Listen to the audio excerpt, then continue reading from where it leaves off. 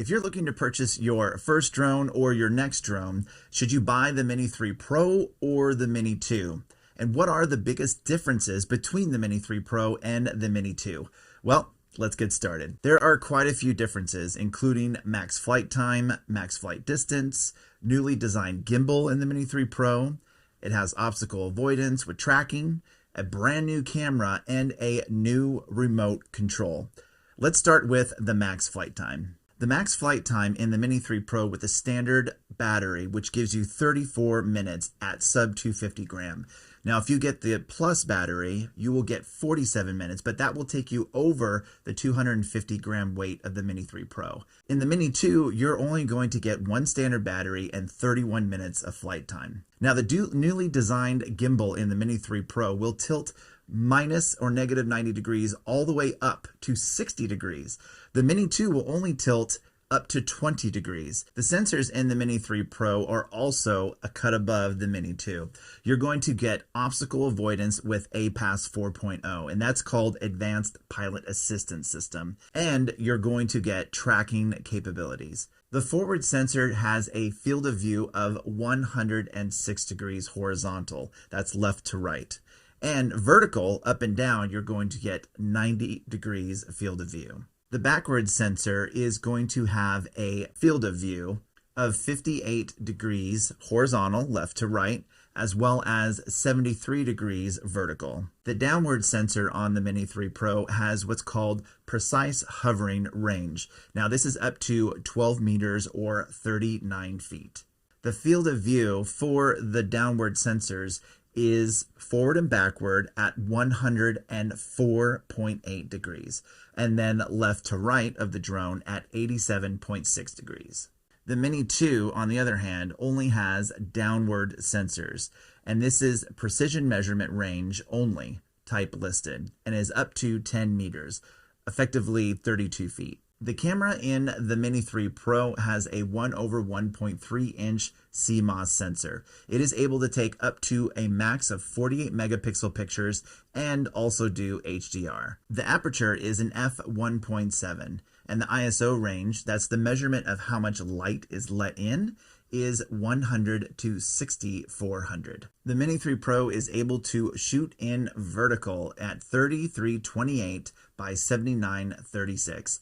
It also has a 4K resolution that tops out at 60 frames per second, a 2.7K resolution that tops out at 60 frames per second, and a full HD that also tops out at 1080 at 60 frames per second. There's also slow motion at 1920 by 1080 at 120 frames a second. The Mini 3 Pro can shoot video format in MP4 or MOV. You get H.264 and H.265 files, which is great because you still get high resolution video, but with smaller file sizes. The camera sensor in the Mini 2 is a 1/2.3 CMOS sensor, and it can go as high as 12 megapixels in its pictures. Not as high as the 48 megapixels of the Mini 3 Pro, but honestly, if you're not blowing up pictures to a huge wall size in your house print, then the 12 megapixels is going to be plenty.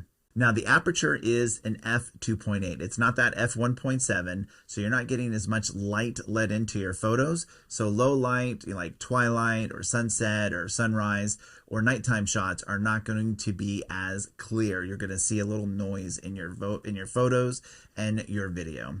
The ISO range, which again is the measurement of how much light is let into the camera's lens, is 100 to 3200 in the Mini 2 versus that 6400 in the Mini 3 Pro. The video resolution in the Mini 2 at 4K tops out at 30 frames per second. At 2.7K, you can get that 60 frames per second, just like the Mini 3 Pro. And then in 1920 by 1080p, you're going to get 60 frames a second. There is no 120 frames a second slow-mo video. The video format is MP4. You can do H.264 or MPEG 4 AVC. This new remote control has its own built-in screen. It is measuring at 5.5 inches, and there is no need for a cell phone anymore. No more interruptions from calls or alerts on your phone, which is great.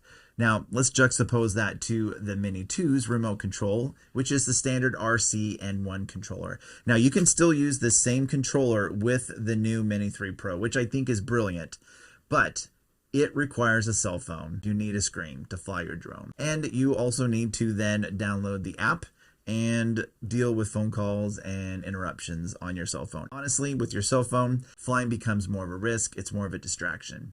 As you can see, there are very big hardware and software improvements in the Mini 3 Pro over the Mini 2. Now, you might be new to drones, and the Mini 2 is a great entry-level drone. On the other hand, you might be new to drones or even an existing pilot, and you are a professional. In that case, I would recommend the Mini 3 Pro as a great beginner drone and a workhorse for a professional. Now, having said that, I would be remiss not to mention that there is another drone that you may or may not have considered. What I mean to say is that the Mini 3 Pro is a great sub 250 gram drone that serves a lot of purposes, but it does have its limitations and may not be the best choice for what you need.